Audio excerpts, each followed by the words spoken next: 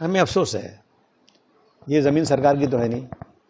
ये ज़मीन तो अपने बुज़ुर्गों ने अल्लाह के नाम पर वक्फ़ किया हुआ है, मस्जिद के लिए, दरगाहों के लिए, यतीम खानों के लिए।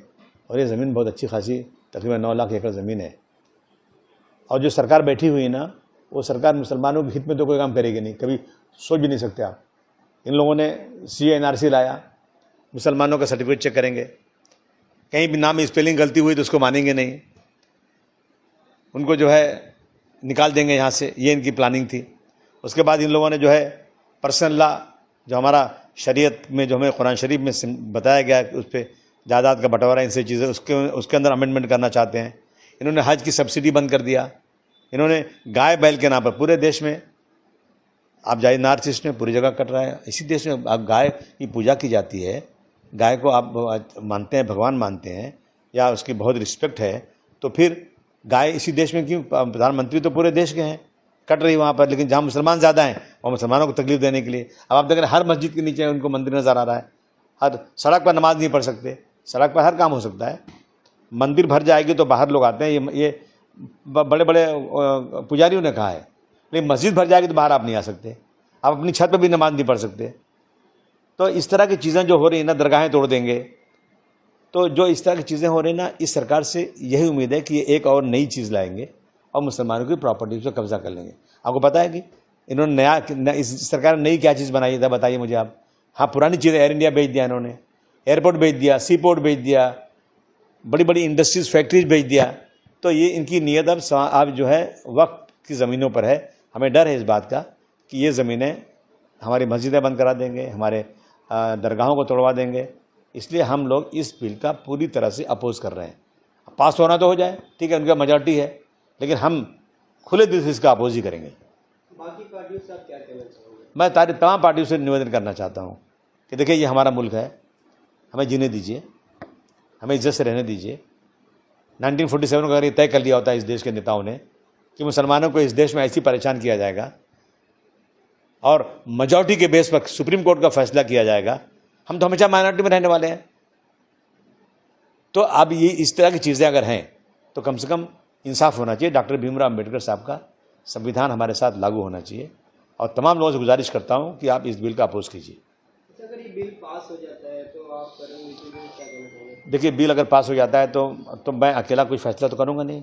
ये फैसला करेंगे हमारे मुस्लिम personal law board, Jamaat Islami, Jamiatul उलमा, जितनी देश में जमातें हैं, ये सर जोड़ के बैठेंगी। फिर जो भी हुक्म होगा, आंदोलन करना है, जेल भरो आंदोलन करना है, क्या करना है करेंगे। लेकिन पहले उम्मीद रखता हूँ मैं कि ये बिल पास इंशाल्लाह नहीं होगा। हमें अफसोस है, ये ज़मीन सरकार की तो है नहीं।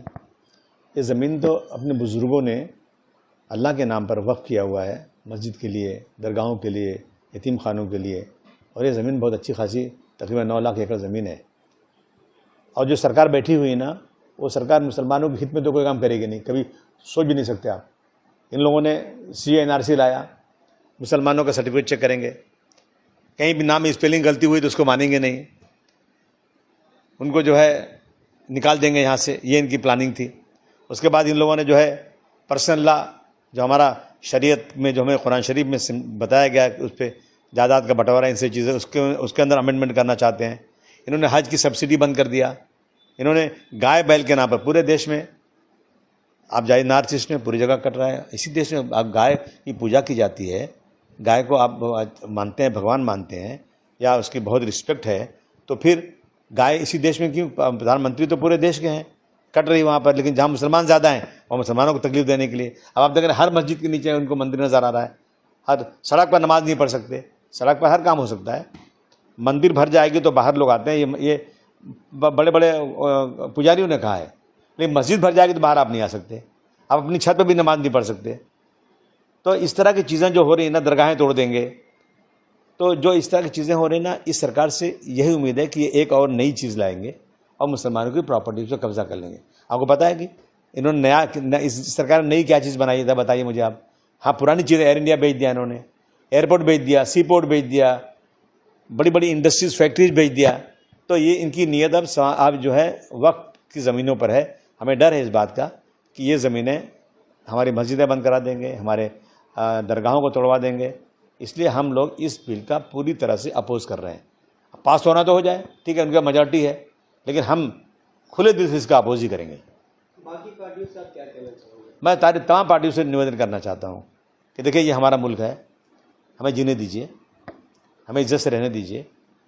1947 को अगर ये तय कर लिया होता है इस देश के नेताओं ने कि मुसलमानों को इस देश में ऐसी परेशान किया जाएगा और मेजॉरिटी के बेस पर सुप्रीम कोर्ट का फैसला किया जाएगा, हम तो हमेशा माइनॉरिटी में रहने वाले हैं।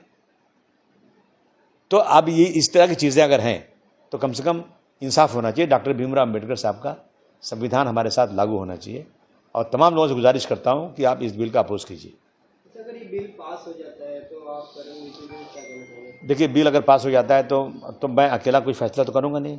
ये फैसला करेंगे हमारे मुस्लिम personal law board, Jamaat Islami, Jamiat Ulama, जितनी देश में जमातें हैं, ये सर जोड़ के बैठेंगी। फिर जो भी हुक्म होगा, आंदोलन करना है, जेल भरो आंदोलन करना है, क्या करना है करेंगे।